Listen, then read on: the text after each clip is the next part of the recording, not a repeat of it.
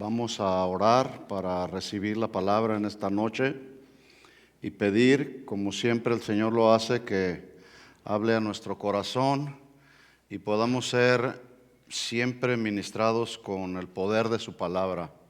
Oremos. Señor, te damos gracias en esta noche. Gracias por tu amor, gracias por tu misericordia. Gracias porque eres bueno, Señor. Para siempre es tu misericordia. Y tu misericordia, Señor, es eterna, y tu fidelidad es hasta los cielos, Señor.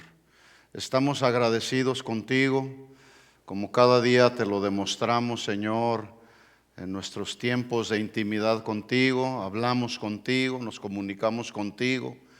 Te agradecemos, Señor, tu bondad, tu fidelidad y tu misericordia, Señor.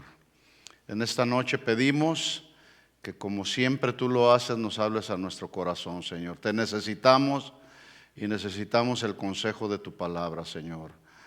Tú has preparado ya el corazón, que es como esa tierra donde tú depositas la preciosa semilla de tu palabra, Señor. Que esta tu palabra, Señor, no sea una palabra más, sino que pueda ser sembrada en nuestro corazón y producir fruto a su tiempo, y que sea un fruto abundante y fruto que permanezca, Señor.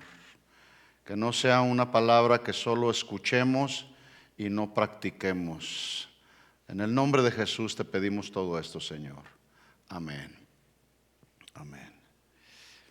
En la vida cristiana hay doctrinas fundamentales que rigen el cristianismo, como lo es el arrepentimiento, como es la salvación, como lo es la justificación, la santificación, la redención y la final glorificación, pero también doctrinas que tienen que ver con el bautismo, con el Espíritu Santo, el bautismo en agua.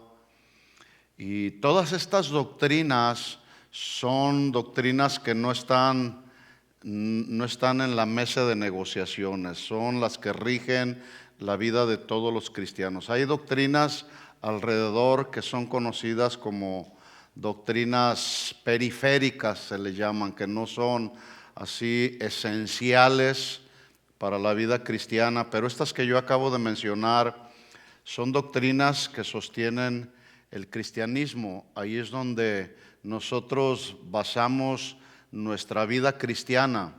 Una persona tiene que arrepentirse para recibir la salvación. Sin arrepentimiento no hay salvación. Y luego esa salvación da como resultado el nuevo nacimiento, y ese nuevo nacimiento pues tiene que dar frutos. Una persona tiene que mostrar frutos de que ha nacido de nuevo. Y también, una vez que recibimos la salvación, pues entonces reconocemos que por gracia y por la misericordia de Dios hemos sido justificados por el Padre. Ya el domingo pasado ustedes escucharon el milagro de la justificación. Pero cuando entramos a la vida cristiana, también entramos a otra de las doctrinas, a la práctica de otra de las doctrinas, que se llama la doctrina de la santificación, que es un proceso en el que todos entramos después de haber nacido de nuevo, y que tiene que ver con esa vida que poco a poco va cambiando. No podemos continuar siendo las mismas personas que éramos antes de conocer al Señor. Siempre tenemos que ir en ese proceso de santificación, y ese proceso de santificación tiene que ir siendo progresiva. No podemos irnos para atrás como los cangrejos. Hay que ir avanzando, avanzando y avanzando. Y todas estas doctrinas que yo acabo de mencionar, repito, son doctrinas esenciales, son doctrinas importantes. Pero hay una doctrina que es muy poco considerada o muy poco tomada en cuenta. Es la doctrina de la oración, ¿sí? Yo espero que cada uno de nosotros hagamos o tengamos de esta doctrina algo que sea parte de nuestro estilo de vida. Porque, por ejemplo, hay convocaciones que hacemos a diferentes actividades. Puede ser una actividad en los matrimonios, puede ser una actividad de un tiempo de alabanza y de adoración. De hecho, hay cantantes el día de hoy que convocan a la gente a conciertos de alabanza y de adoración, pero cuando hay una convocación a la oración, a la intercesión, son los menos los que participan, por alguna razón, ¿verdad? Por lo tanto, entonces, yo voy a iniciar el día de hoy y por los próximos miércoles vamos a estar hablando de esta doctrina que no es menos importante que ninguna de las demás doctrinas. Y el deseo de mi corazón, que es el deseo de Dios, es que hagamos de esta doctrina una doctrina que sea parte de nuestro estilo de vida, ¿sí? No podemos permitirnos la oportunidad, precisamente en este tiempo que estamos viviendo de tanta problemática social, no podemos darnos el lujo o permitirnos la oportunidad de no orar, de no clamar a Dios. Este mundo está necesitando que oremos. Los cristianos que conocemos a Dios, el mundo está necesitando que oremos. Por eso el título del mensaje, si ustedes quieren anotar, que sería muy bueno que anotaran, ¿sí? Cuando venga, tráigase un cuaderno, siempre, una libreta de notas, haga sus anotaciones de todo lo que el Señor le está hablando. Es muy bueno, o si tiene ahí su tableta o su teléfono, escriba todo lo que el Señor nos está hablando. Es muy importante que hagamos esto y después podamos volver al mismo mensaje o las notas que Dios nos habló y poder pensar y meditar en lo que Dios nos está hablando y no ser solamente cristianos que llegamos, oímos, nos vamos y decimos ya cumplimos. No, hermanos, algo tiene que pasar en el corazón de nosotros los cristianos. Voy a tratar este tema dentro. Ya hemos hablado de la oración. Este no es un tema nuevo, ni hay muchas cosas que ya hemos hablado una y otra vez, pero que es necesario reforzarlas. Y esta inquietud de volver a enseñar de este tema surgió porque ahorita en algunas de nuestras casas de oración, y de hecho en nuestra casa de oración en Guadalajara, que pastorea nuestro pastor Chuy Olivares, se está hablando de este tema y no es ninguna casualidad. Hay otras de nuestras casas de oración que están hablando también del mismo tema, en diferentes localidades, con diferentes contextos geográficos, porque alrededor del mundo hay una necesidad, y esa necesidad es que nosotros los cristianos nos mantengamos orando. Jesús viene pronto, pero en tanto Jesús viene, los cristianos tenemos que clamar para que más almas vengan al reino de Dios, ¿verdad? Entonces le voy a pedir que no se distraiga, que ponga atención. Si de pronto por cuestión de su trabajo usted viene cansado, fatigado, haga algo, pellízquese o dígale al vecino que tiene ahí un lado, dame una palmadita y despiértame, ¿sí? Es muy importante que cada vez que nos reunimos pongamos atención a la palabra, mis hermanos. La palabra es la única que en estos tiempos difíciles nos va a mantener a flote en la vida cristiana. Voy a hablar entonces, el tema se titula Mi casa de oración. ¿Cómo es? Mi casa de oración. Mi casa de oración. Una ocasión, Dios habló a través del profeta Isaías, Dios hablando al pueblo de Israel a través del profeta Isaías. Y quiero decirle que cuando los profetas hablaron y desarrollaron su ministerio, era Dios mismo hablando. Por lo tanto, aunque el autor que fue inspirado para escribir este libro del profeta Isaías, que es el mismo, él fue inspirado por Dios, él estaba hablando en representación de Dios. Y él dice en Isaías 56, en el versículo 6, pero en la parte B, dice: a quienes se mantengan firmes en mi pacto. La vida cristiana es una vida de pacto, como el pacto matrimonial. Y son pactos, en el matrimonio es un pacto que es indisoluble. No se puede disolver el pacto matrimonial. El pacto matrimonial implica vivir en una relación matrimonial hasta que la muerte nos separe. Lo mismo es con Dios. Dios hizo un pacto con su pueblo, y ese pacto que Dios hizo con su pueblo hasta el día de hoy está vigente. Dios no ha fallado. Dios ha seguido cumpliendo con el pacto.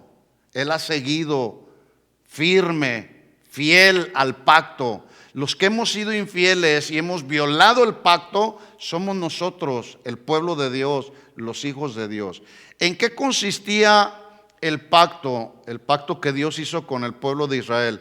Pues es muy simple, pero a la vez muy profundo. Yo espero que usted tome atención. Este es el pacto de Dios con su pueblo. Nosotros somos el pueblo de Dios.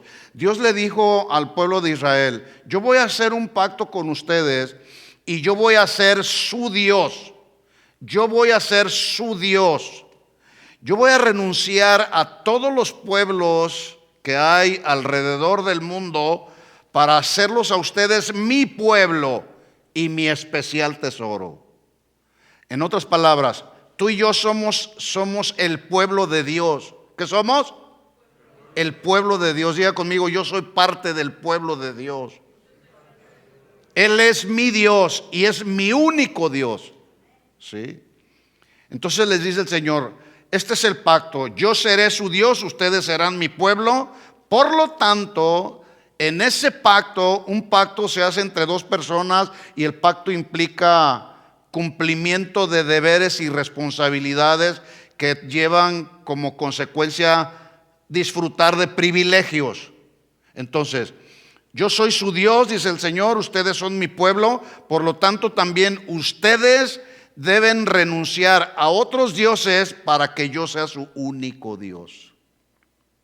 Ese es el pacto. Y vuelvo a repetir lo que ya dije: el pacto está vigente hasta el día de hoy, porque Él sigue siendo nuestro Dios.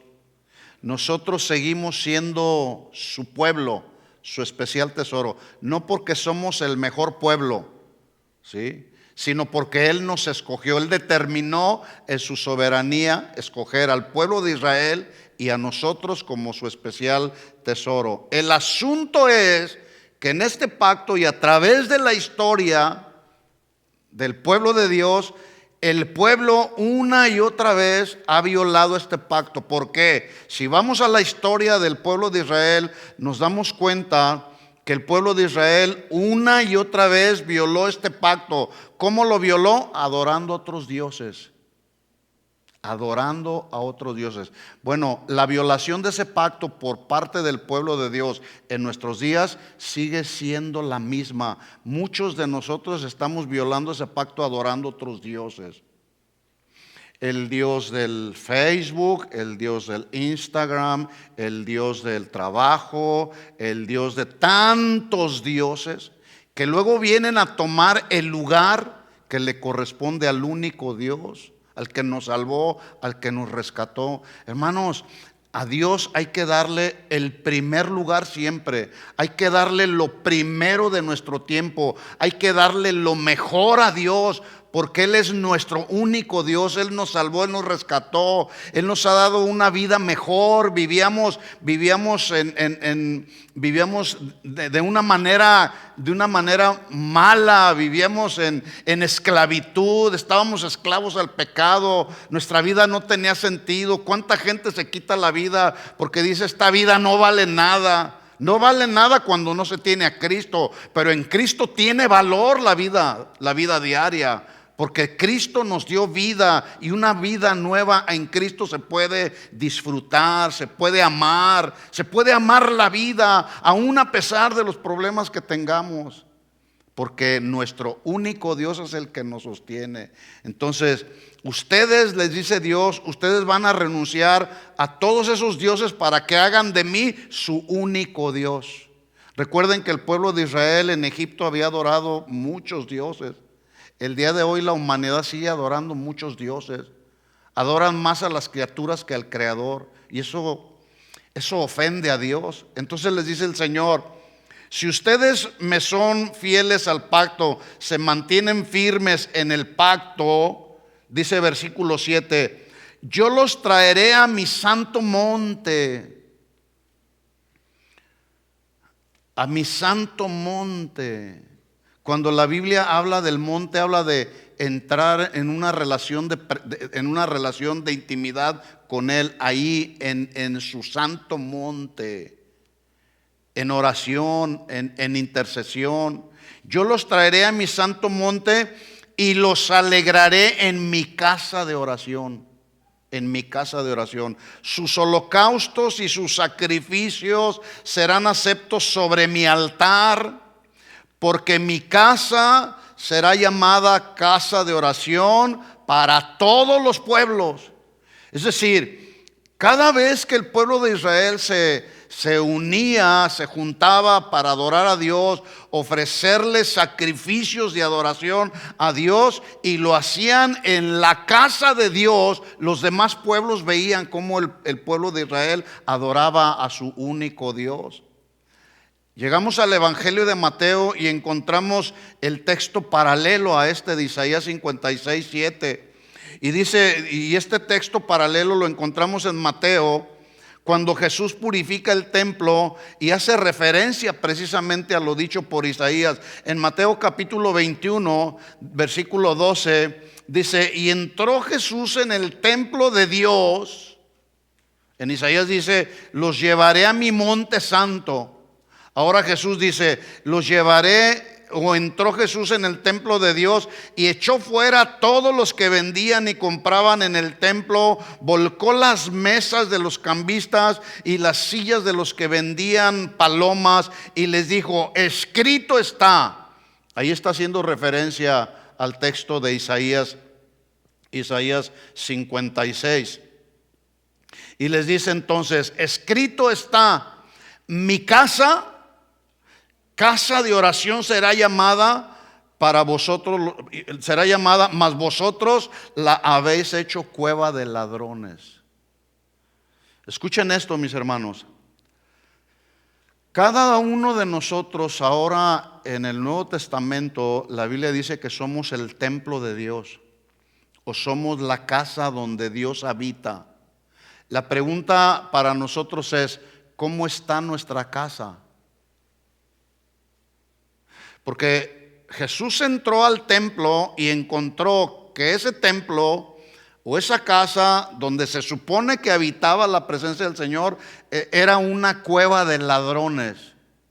Personas con un corazón mezquino, con un corazón codicioso, con un corazón sin reverencia a Dios, con un corazón sin temor de Dios, con un corazón endurecido, mezclando lo mundano con lo divino. Entonces, ahora en el día de hoy cada uno de nosotros somos la casa de Dios. Por lo tanto, la pregunta es, ¿cómo está nuestra casa? ¿Cómo está nuestra casa? ¿Qué hay dentro de nuestra casa?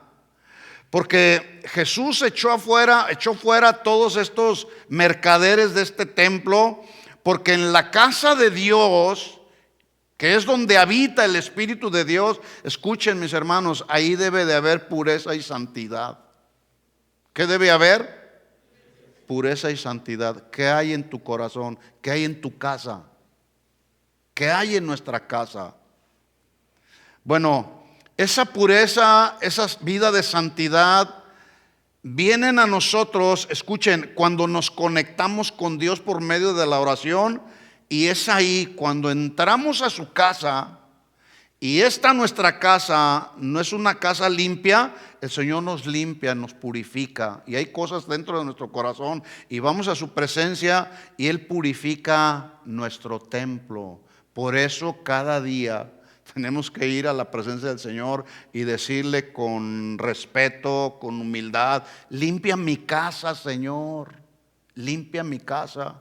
hay apatía en mi vida, he dejado de orar, ya no leo la Biblia, voy a la iglesia para cumplir. Hermanos, si ese es tu caso, o el caso de alguno de los que nos están escuchando en el día de hoy, perdóname que te lo diga, pero estás viviendo una vida religiosa. Una vida religiosa. Y la vida religiosa, los frutos de una vida religiosa se pueden ver. Se pueden ver cuando alguien anda desanimado, cuando alguien anda frustrado, cuando de todo se desanima, cuando critica a todo mundo, cuando ya no quiere ir a la iglesia, por diferentes razones, ¿sí? Hemos perdido nuestro tiempo de intimidad con el Señor. Hemos dejado de practicar esta doctrina, la doctrina de la oración. Así que la doctrina de la oración es una doctrina que todos los que nos decimos cristianos nacidos de nuevo, todos los cristianos que hemos nacido de nuevo, debemos practicar esta doctrina. Y no significa poder decir, pues ahora no tengo ganas de practicar esta doctrina. Ahora no tengo ganas de orar, ahora no me nace orar, hoy no tengo tiempo de orar. Bueno, pues si no tienes tiempo, si no te nace, si no es impuesta una necesidad en tu corazón para mantenerte en contacto y en comunión con tu Señor, pues algo anda mal en la casa. Es posible que hayan entrado algunos mercaderes ahí a tu templo que te están robando de la atención que nos debe el Señor. La oración, mis hermanos, y esto ya lo sabemos, es como el aire que respiramos. El aire que respiramos nos mantiene con vida, ¿sí? Si eventualmente a alguno en este momento le faltara el aire, se acabó la vida. ¿Sí o no? No es difícil poder entender eso. Si a alguno le falta el aire y le falta la respiración, morimos, ya no hay vida. Bueno, así es la oración. La oración nos da vida porque es cuando nos conectamos con nuestro Padre. Y escuchen esto, nuestro Padre está vivo. Y como Él está vivo y ve nuestra condición, entonces Él nos fortalece, Él nos llena de su presencia produce vida en nosotros. Pero si cortas la comunicación con Él, pues entonces tu vida va a empezar a menguar, tu vida cristiana. Ahora, antes de entrar en el tema un poquito de lleno, bueno, nos va a llevar varias sesiones hablando de esto mismo. Pero yo quisiera mencionar algo que es una realidad que ninguno de nosotros ignoramos en este tiempo. Estamos rodeados, estamos plagados y hay muchos infectados de un virus que es altamente contagioso, y es un virus que es un pecado, precisamente como muchos de los pecados que podemos ver a nuestro alrededor. Ponga atención, por favor. Este pecado es un pecado que ha infectado a mucha gente a nuestro alrededor. Incluso puede haber personas por ahí junto a ti que han estado practicando este pecado. Dije yo que estamos rodeados, estamos plagados e infectados de este virus y ha contagiado a muchos. Ese virus se llama injusticia. La injusticia se da en el hogar. La injusticia se da entre el esposo y la esposa. El esposo puede ser injusto cuando no ama y respeta a la esposa. La esposa puede ser injusta cuando no se somete al marido, etcétera. Los hijos, cuando se rebelan a los padres, son injustos. En el trabajo hay injusticias porque estamos rodeados de gente que no conoce al Señor y que practica la justicia. En la política no se diga. En la política hay injusticias. En los negocios se manifiesta la injusticia, se manifiesta este pecado. Dentro de muchas iglesias como esta también se manifiesta este espíritu, este pecado de injusticia. La injusticia es movida, entre otras cosas, por el odio. Escuchen, este es el motor que mueve este pecado: el odio, la envidia, el egoísmo, un deseo vehemente de tener poder sobre las personas que están a nuestro alrededor, al precio que sea. cometer injusticia. La injusticia siempre llevará implícito el beneficio de un individuo o varios individuos a costa del perjuicio o del daño de otro individuo o de otros individuos o de una comunidad de individuos, ¿sí? Siempre llevará los ingredientes que conforman la injusticia, siempre llevará el beneficio de uno a costa del perjuicio de otro. ¿Sí se entiende lo que es la injusticia? Le voy a dar algunos ejemplos. Por ejemplo, la corrupción. La corrupción se da cuando un individuo, sea un político, sea un empresario, inclusive sea un ministro, incurre en un acto de injusticia al pretender enriquecerse a costa del dinero de otros. Eso es injusto. Ahora yo pregunto, ¿habrá injusticia a nuestro alrededor, sí o no? Sí, sí la hay. Ya lo dije, la injusticia se manifiesta en el trabajo, se manifiesta en el hogar. Incluso es muy triste ver matrimonios que dicen, esto es mío, este es mi auto, esta es mi cuenta de banco, este es mi televisión, este es mi teléfono, y allá tú con tus cosas, y dividen todo, cada quien. Eso es injusto. Los cristianos debemos compartir de todo lo que tenemos. Esa es la vida de un cristiano. ¿Se acuerdan el corazón y la conducta que tenían los primeros cristianos después de que fueron investidos con el poder del Espíritu Santo? Los primeros que se convirtieron, dice que tenían en común todas las cosas. Hoy ya no hay nada en común. Lo tuyo, lo mío es mío y no lo comparto con nadie. Eso es injusto. El racismo es un acto de injusticia y tiene que ver cuando una persona discrimina a otra por cuestiones de raza.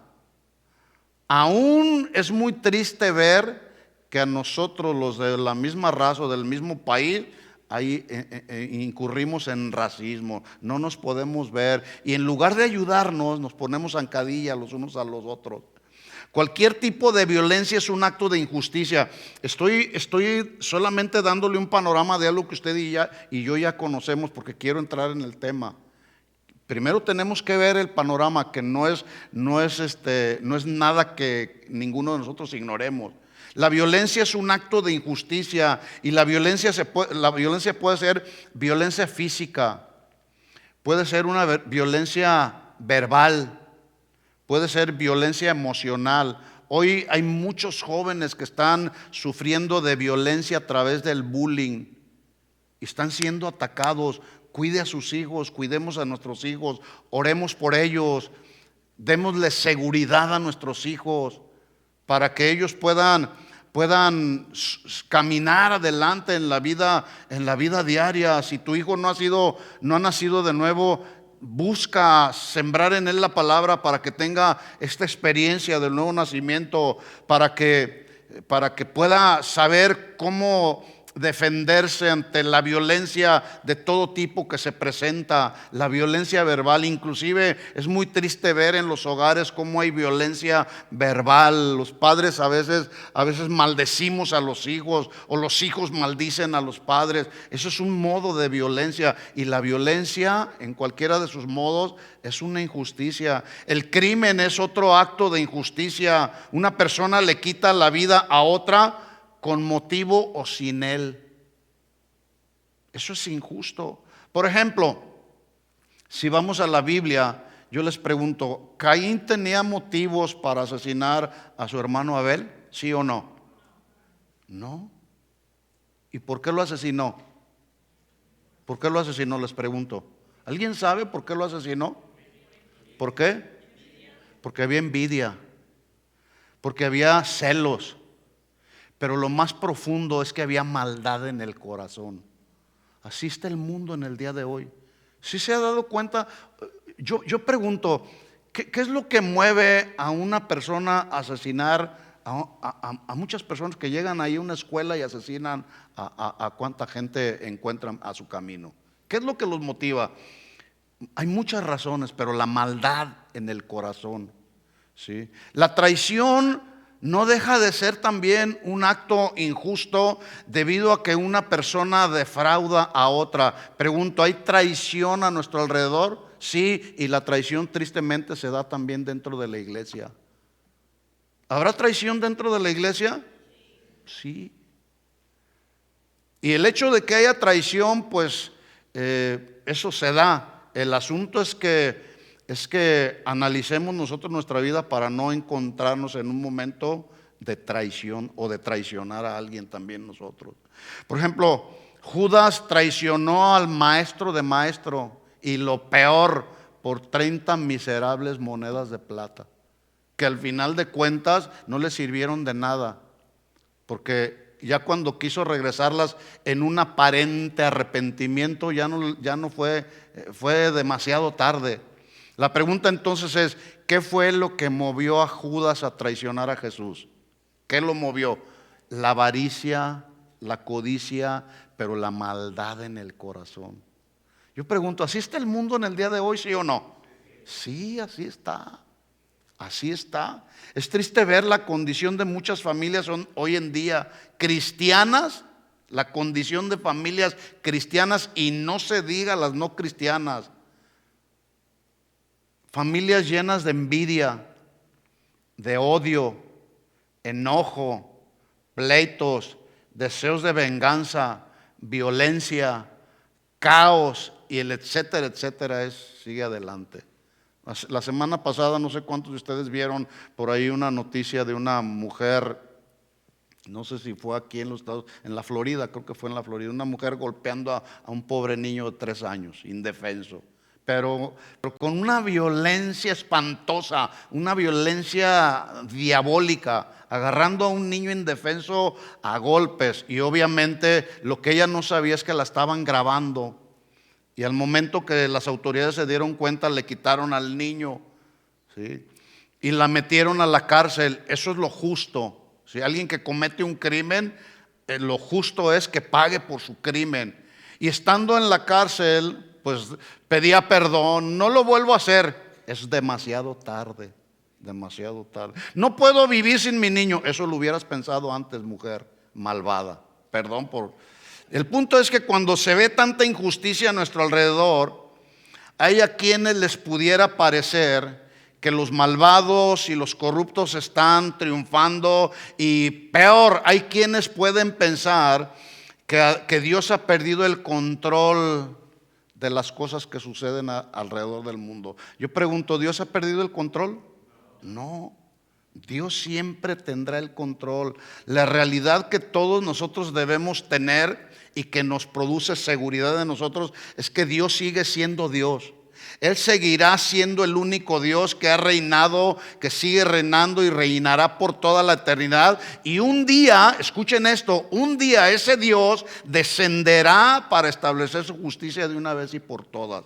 Y todos aquellos malos y perversos que no procedan al arrepentimiento y en ese momento quieran arrepentirse, va a ser demasiado tarde. Entonces, ante todo este panorama, la pregunta para nosotros es, a ver si alguno me puede responder. Ya sabemos toda la maldad impresionante que hay a nuestro alrededor. Entonces, la pregunta es, ¿qué debemos hacer los cristianos ante tanta injusticia que vemos a nuestro alrededor? ¿Qué debemos hacer? Le voy a dar algunas opciones. ¿Será que los cristianos debemos levantarnos en una marcha de protesta o denunciar y meter a la cárcel a tanto corrupto, a tanto malvado, a tanto asesino que anda en las calles y ya se acabaron los problemas?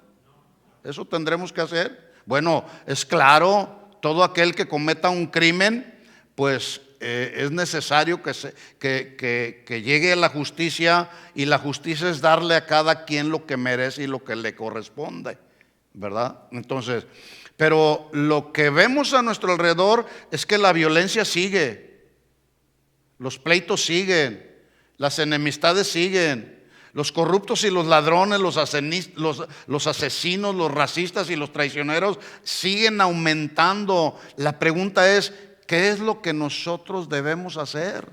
Nosotros como cristianos. Porque acuérdese que Jesús advirtió que antes de su segunda venida, Él advirtió que la maldad se iría multiplicando, y eso lo estamos viendo en nuestros días ya. Y se va a seguir aumentando la maldad hasta que no venga Jesús. Entonces, ¿por qué los problemas? Otra pregunta, ¿por qué los problemas sociales, en lugar de erradicarse, siguen aumentando? ¿Será que nuestro Dios, que es omnipotente, se ha hecho impotente? ¿Será eso? Obviamente que no, porque además Dios no cambia, Dios es inmutable. Sus atributos son lo que lo califican a Él como Dios todopoderoso. Todos sus atributos son lo que es Dios. Y Dios es omnipotente, Él no cambia. Más bien la respuesta será porque el corazón del hombre está enfermo de un virus llamado pecado. ¿Sí será esa la respuesta? Sí, esa es la respuesta. Y el corazón está endurecido. ¿Sí? ¿Y qué tenemos que hacer para que esos corazones endurecidos cambien? ¿Qué tenemos que hacer para que el hombre proceda al arrepentimiento? Bueno, la respuesta es, pues vacunarlos contra el pecado. ¿No es cierto? Vacunarlos contra el pecado. ¿Cuál es la vacuna? Si la respuesta es que al pecador hay que vacunarlo contra el pecado, ¿cuál es la respuesta? ¿Cuál es la vacuna? La sangre de Cristo. ¿Sí o no? El problema es que toda la gente que vive en pecado, tú vas y quieres vacunarlo a través de la predicación. Estoy dando una analogía solamente. Vamos y les predicamos el evangelio y la gente incrédula, no, a mí no me hables de religión. A mí no me hables yo no quiero saber nada. Mira, yo vivo en paz, yo no le hago daño a nadie, yo soy bueno, yo vivo para trabajar, etcétera, etcétera. Y no se quieren vacunar con la vacuna que los hace libres del pecado. Entonces, vuelvo a hacer la pregunta, ¿qué debemos hacer los cristianos al ver tanta injusticia a nuestro alrededor? ¿Qué? Orar y predicar el evangelio. Anótelo ahí en sus notas y con letras rojas si es posible, o con negritas ahí y con letras mayúsculas. Debo orar y predicar el evangelio, ¿sí? Porque la oración sin acción es pura ilusión. Es bueno orar. ¿Cuántos oran por sus familiares que no conocen al Señor? Es bueno orar. Pero hay que dar un paso más, hay que predicarles. No nomás a nuestros familiares, a tus compañeros de trabajo. Orar y predicar el evangelio. Entonces, la siguiente pregunta, si ya sabemos que debemos orar y predicar el evangelio, la otra pregunta es, ¿cómo debemos orar? Que Dios salve a los buenos y fulmine a los malos. Esa debe de ser la oración. Porque hay oraciones que hacen y que se llaman las oraciones imprecatorias. Que las oraciones imprecatorias llevan como propósito que alguien pida algo para que le suceda algo malo a otro, para que le venga un daño a otro. Señor, fulmínalo. Escúchenme esto, Dios jamás va a fulminar a alguien. Porque Dios más bien va a hacer que ese alguien que está en pecado proceda al arrepentimiento. ¿Sí? Entonces, ¿cómo debemos orar? Y si alguien dice, no, pues que los buenos sean salvados y los malos sean fulminados. ¿Y quiénes son los buenos y quiénes son los malos? A lo mejor alguien pudiera decir, pues yo soy bueno. Bueno, ¿qué tenemos de bueno? No tenemos nada, somos malos también. Bueno, la voluntad de Dios, ya todos sabemos, es que ninguno perezca. ¿Sí sabían eso? Esa es la voluntad de Dios. Más bien que todos procedan al arrepentimiento. El asunto es que a veces no entendemos lo que Dios permite o no permite, pero siempre, independientemente de que no entendamos ¿Por qué Dios permite que la maldad se siga aumentando? ¿Por qué hay tanta violencia a nuestro alrededor? ¿Por qué tanto desastre alrededor, desastres naturales alrededor del mundo? Bueno, a veces no lo sabemos, a veces no lo entendemos, pero el asunto no está en que lo entendamos, el asunto está en que podamos saber en nuestro corazón que Dios siempre cumplirá sus propósitos en este mundo. Y siempre cumplirá sus propósitos en nosotros como su pueblo. Así que en tanto Dios no regrese por segunda vez, los creyentes lavados, vacunados con la sangre de Cristo, debemos orar. ¿Qué debemos hacer? Debemos orar y consultar a Dios en cada situación. Escuche bien. Debemos ir y consultar a Dios en cada situación. No decir, pues esto es lo que a mí me parece que debo hacer. ¿Ya le preguntaste a Dios? ¿Ya consultaste a Dios acerca de esa situación, acerca de esa circunstancia en tu vida? ¿Ya le preguntaste a Dios, ya consultaste a Dios si es su voluntad la decisión que vas a hacer, que vas a tomar? Porque ¿por qué debemos hacer eso? ¿Por qué debemos consultar a Dios? Muy simple, porque Dios es el único que lo sabe todo.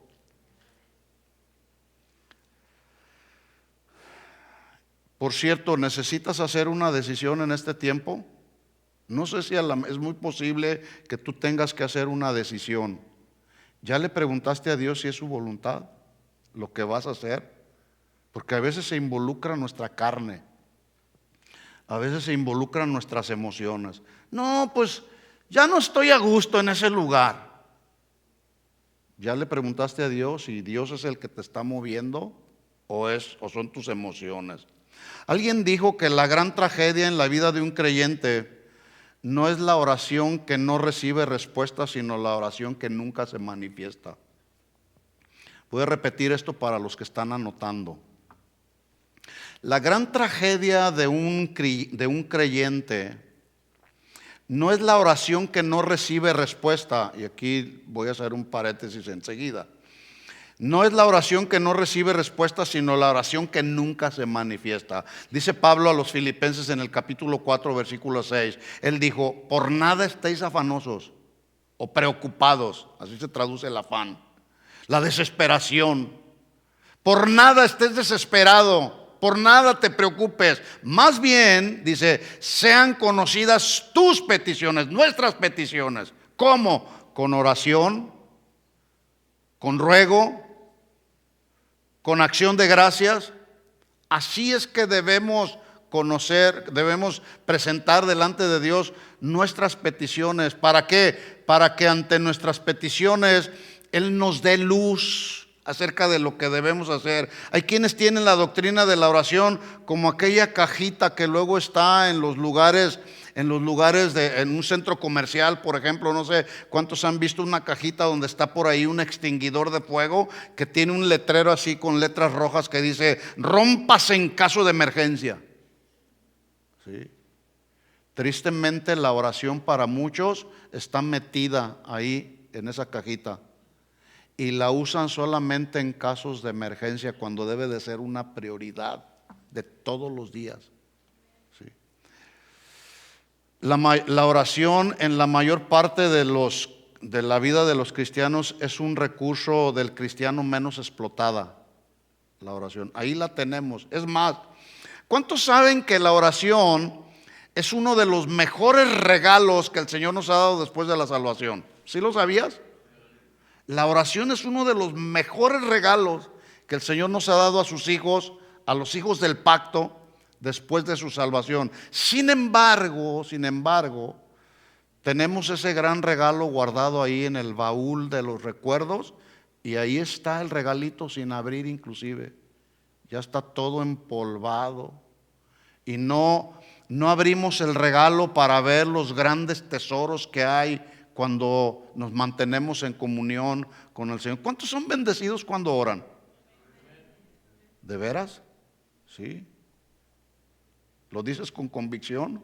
Yo sí, soy bendecido cuando oramos, ¿sí?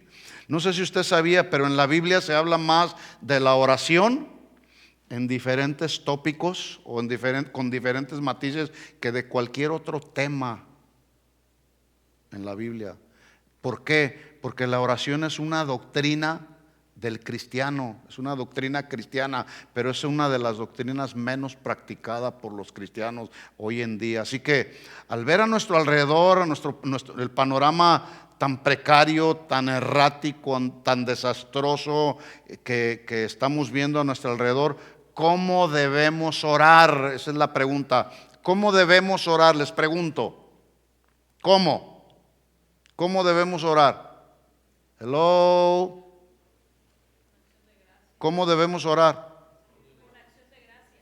Con acción de gracias. ¿Atando al diablo? ¿Atando a sus demonios? Por cierto, ¿es bíblico orar o hacer la oración del atar y desatar? ¿Es bíblico? No. No, sin embargo, es muy triste ver grupos cristianos que se la viven ahí haciendo guerra espiritual y gritándole al diablo, y te atamos y te pisamos la cola a ti y a todos tus demonios. ¿Y qué ha pasado? ¿Por qué la maldad se sigue multiplicando? Bueno, precisamente de eso se trata el tema. De eso vamos a estar hablando. ¿Cómo debemos orar? ¿Cómo debemos comunicarnos con el Señor? Y nadie mejor para enseñarnos a orar que nuestro maestro de maestros, el Señor Jesucristo. Dice la Biblia en Lucas 11:1, Lucas 11:1, aconteció que estaba Jesús orando en un lugar. En otra parte de la Biblia, este mismo texto dice, aconteció que Jesús estaba orando en un lugar como solía hacerlo. Es decir, si Jesús, siendo el Hijo de Dios, y dice la Biblia que es 3 veces santo, y dice la Biblia que aunque era hombre, vivió en este mundo sin pecado, y en su parte humana, siendo Jesús divino pero a la vez humano, en su parte humana, Él amaba la oración, Él practicaba la oración. Él había hecho de la oración su estilo de vida. ¿Por qué? Porque Él necesitaba la oración al Padre. Él necesitaba comunicarse con el Padre. Él necesitaba saber cuál era la instrucción que el Padre le daría. Y esas instrucciones que el Padre le daría, Él las iba a escuchar y las iba a recibir estando en la presencia del Señor. Y si Él amaba la oración, practicaba la oración, necesitaba la oración, oiga, ¿cuánto más nosotros?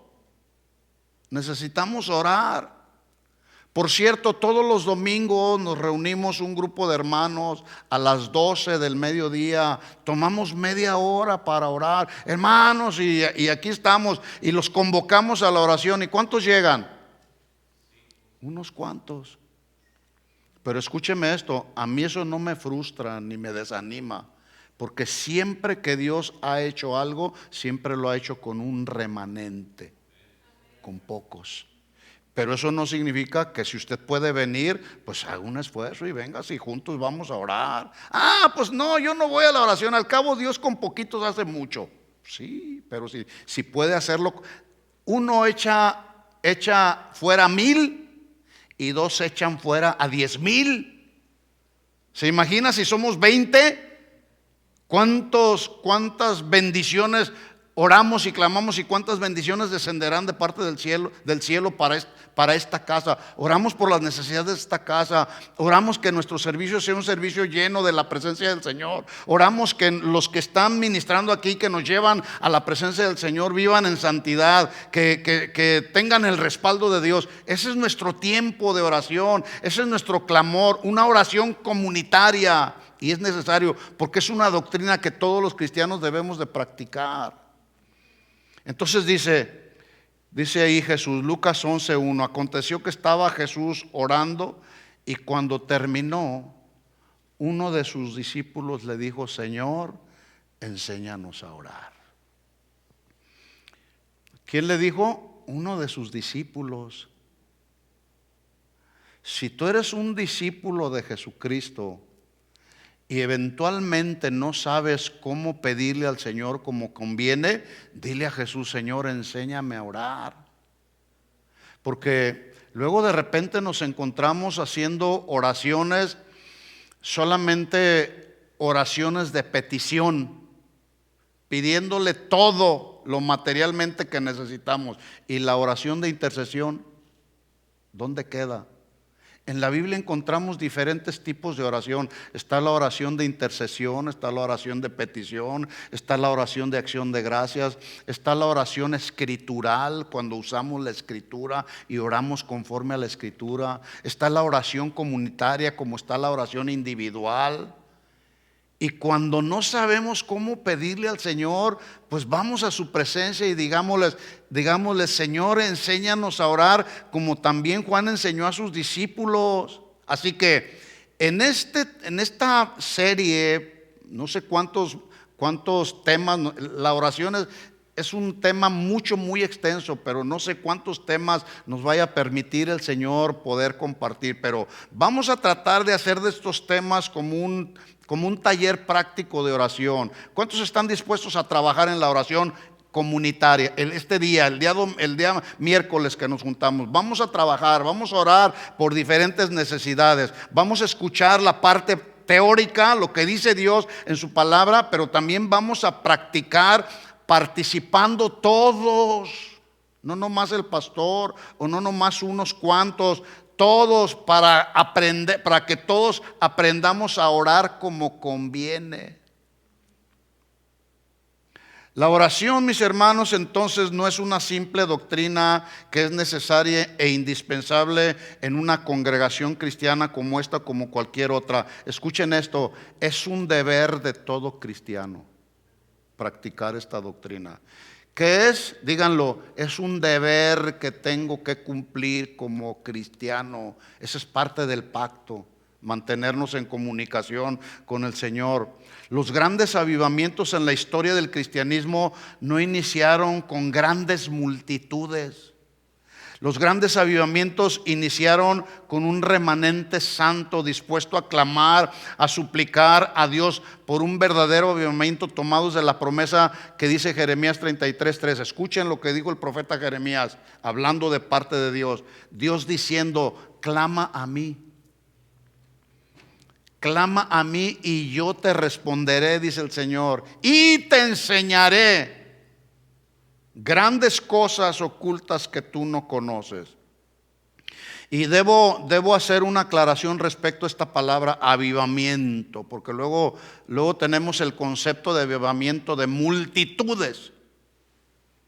Tiene algo que ver con multitudes, pero escuchen, un avivamiento se define como una obra sobrenatural del Espíritu Santo sobre los creyentes, ya sea de manera individual o colectiva, como sucedió en el día de Pentecostés, que se narra en Hechos capítulo 2, que yo leí al principio. Dice que cuando llegó el día de Pentecostés estaban todos juntos, estaban unánimes, y de repente el Espíritu Santo descendió, hubo un estruendo fuerte y todos empezaron a hablar sobrenaturalmente, hablar en otras lenguas. Ahí estaba la presencia del Espíritu Santo. Un avivamiento provoca un cambio de vida caracterizado por una convicción de pecado.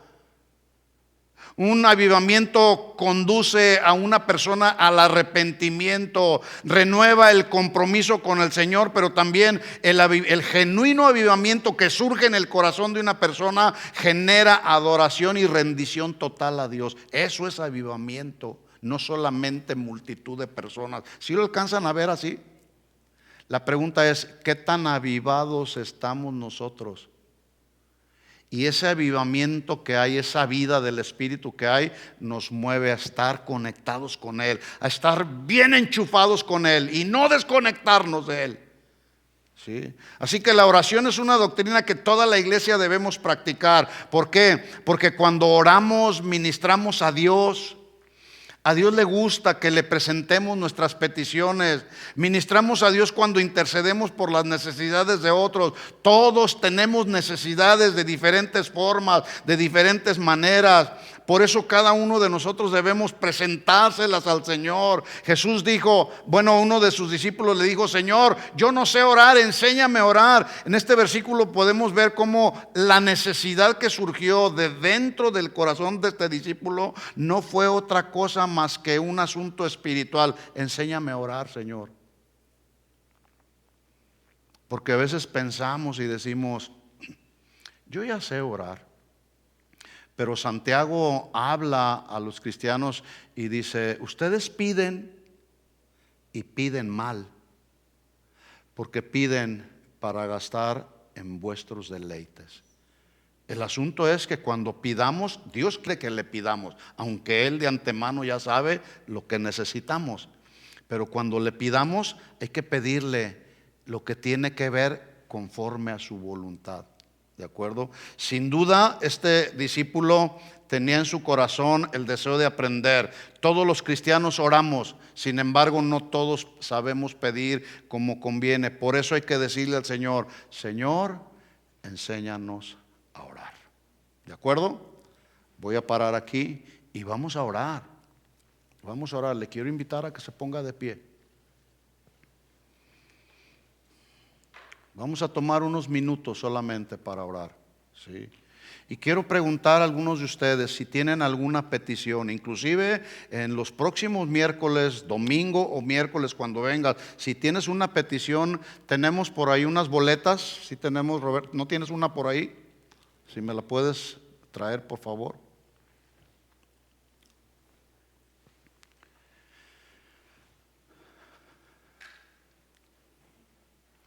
Tenemos aquí estas boletas que nos ayudan a hacer un trabajo de intercesión. Incluso aquí dice la oración intercesora. Y aquí vienen diferentes peticiones. Y si tú tienes alguna petición, cualquiera que sea para ti de manera personal o para algún familiar, usa estas boletas y nos las vas a entregar y vamos a estar trabajando en eso. De hecho, algunas de estas nos las escriben y seguimos trabajando. Tenemos un grupo de oración todos los días. Algunos, inclusive no todos participan. Hay varios anotados ahí, pero no todos están participando, ¿sí? Entonces, todos nos reunimos a las 9 de la noche a orar. Tomamos un tiempo, apartamos un tiempo a las 9 de la noche para estar orando. Si te quieres unir a este grupo, ve por favor ahí con Roberto, anótale tu teléfono, lo hacemos, nos comunicamos por el medio del chat. Se llama Ministerio Gime, Guerreros de Intercesión con una misión especial. Eso es lo que significa Gime, G-I-M-E.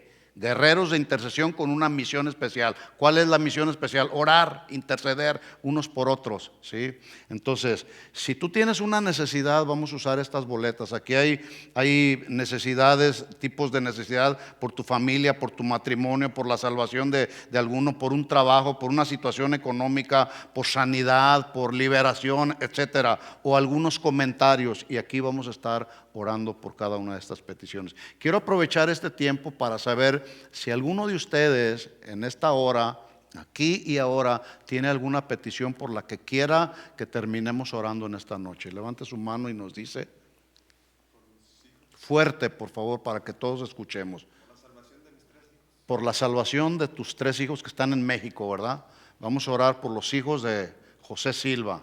Manténgalo ahí. Póngalo aquí en su mente. Voy a orar por los 3 hijos de José Silva. ¿Cómo se llaman?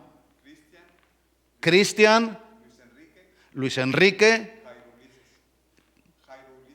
Jairo Ulises. Ok, vamos a orar por los hijos por la salvación de tus hijos. ¿Alguien más?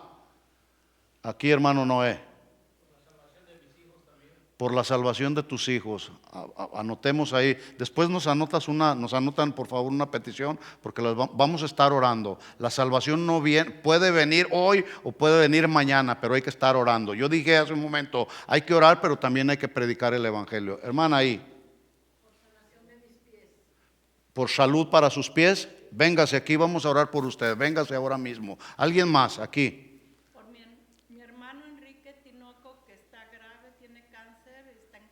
Vamos a orar por mi cuñado Enrique Tinoco, el hermano de mi esposa. Está grave en un hospital, padeciendo de cáncer. Vamos a pedir un milagro para él, o vamos a pedir que la voluntad de Dios se haga en la vida de Enrique Tinoco. ¿Alguien más?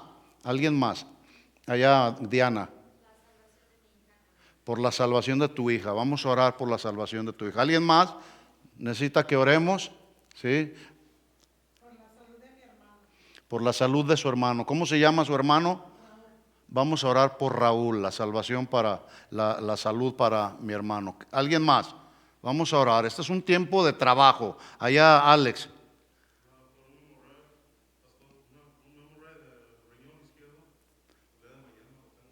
¿Para un qué? Ok, un MRI.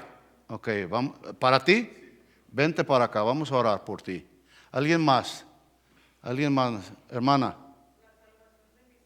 Por la salvación de sus hijos. Hay necesidad de salvación. Ok, vénganse, vamos a orar. Vengan aquí al frente, vamos a orar. Vamos a poner las manos aquí sobre la vida de nuestra hermana. Vénganse, vamos a unir nuestra fe, vamos a unir nuestra oración y vamos a clamar con todo nuestro corazón para que Dios obre milagros, para que Dios haga su perfecta voluntad. Oremos por nuestros jóvenes, oremos por nuestros niños, están siendo fuertemente atacados. Oremos por los matrimonios de esta casa, oremos por nuestros hermanos, porque Dios cumpla su propósito en este lugar, ¿de acuerdo? Vamos a orar. Ayúdame a orar aquí por Alex, por favor. Una mujer que me ayude a orar aquí por mi hermana para la salud. Aquí está mi esposa, para la salud de mi hermana. Vamos a orar. Señor, en el nombre de Jesús, levanta tu voz. Este es un tiempo de trabajo, como cuando el día de mañana vas y trabajas y desarrollas tu trabajo. Hoy estamos aquí para trabajar, Señor, y trabajar en este ministerio, Señor, en este ministerio de oración, en este ministerio de clamor a ti, Señor. En el nombre de Jesús oramos por la salvación de cada uno de nuestros hermanos. Oramos por la salvación de los hijos de José, Señor. Oramos por la salvación de nuestro hermano, los hijos de nuestro hermano Noé, Señor. Oramos por la salvación de los hijos de nuestra hermana, Señor. En el nombre de Jesús, Señor, oramos por la salvación de la hija de Diana, Señor. En el nombre de Jesús, creemos que tú eres poderoso, creemos que tú eres soberano, creemos que no hay nada imposible para ti, Señor, y oramos conforme a lo que establece tu palabra, Señor. Y tu palabra dice que creeremos en ti y serán salvos todos los de nuestra casa, Señor. Oh Dios, en estos momentos te pedimos, Señor, que abras las ventanas de los cielos y derrames bendición hasta que sobreabunde, Señor. Oramos por nuestro hermano Alejandro, Señor, para que en ese examen que le harán salga todo bien, Señor, conforme a tu voluntad. Oramos por mi cuñado Enrique, Señor, y pedimos un milagro, Señor. Haz tu perfecta voluntad, Señor, en su vida, Señor. Tú puedes librar de cáncer, tú puedes librar de cualquier enfermedad, porque tú eres más poderoso que cualquier enfermedad. Tú eres más poderoso, Señor, que cualquier corazón endurecido. Quebranta el corazón endurecido, Señor, de aquellos que no te conocen, Señor. En el nombre de Jesús, ten misericordia de aquellos de nuestros familiares que no te conocen, Señor. Los hijos de nuestro hermano José, de nuestro hermano Noé, Señor. De cada uno de nuestros hermanos, clamamos a ti, Señor. Ten misericordia en esta noche, Señor. Aquí estamos, Señor, un pequeño remanente, Señor. Un remanente que te conoce, un remanente que te necesita, Señor. Un remanente que estamos aquí unidos en una misma fe, Señor, en un mismo propósito, en una misma oración, Señor. Ten misericordia, Señor, en el nombre de Jesús. Ten misericordia, Señor.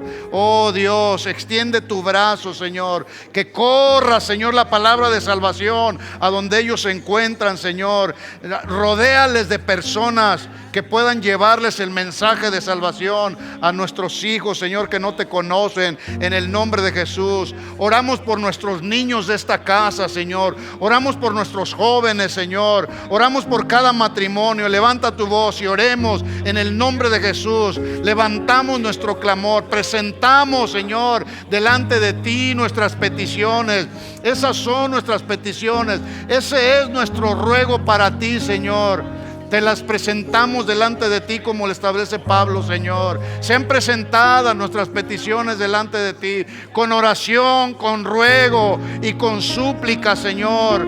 Oh Dios, nos acercamos con humildad a tu presencia, Señor, y te pedimos, ten misericordia, oh Dios.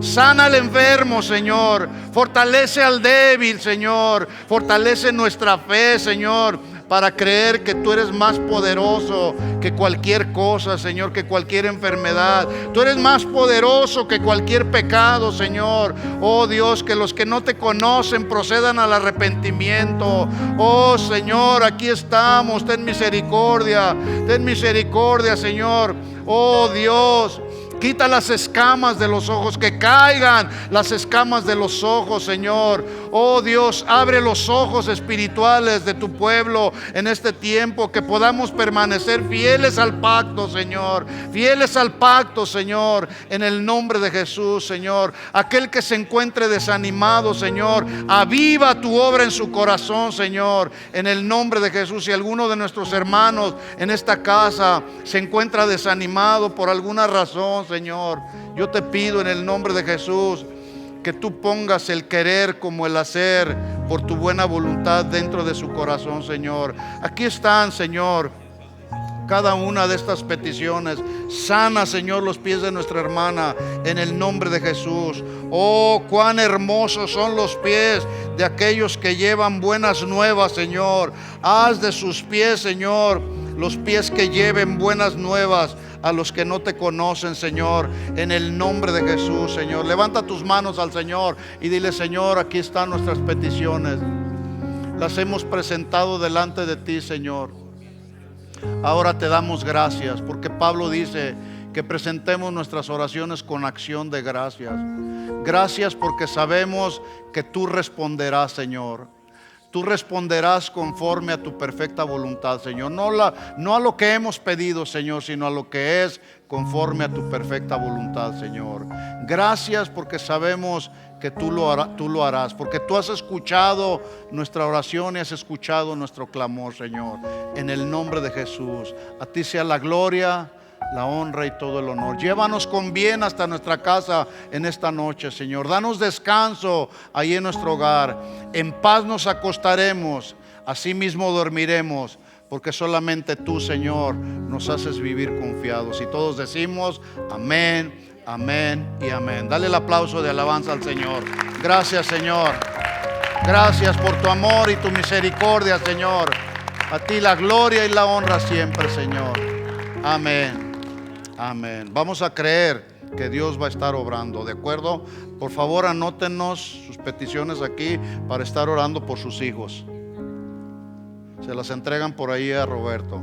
Que Dios les bendiga. Los que no tengan que irse, ahí tenemos café y galletas. Vamos a tomar este corto tiempo para convivir y nos vemos el próximo domingo. Que Dios les bendiga a todos.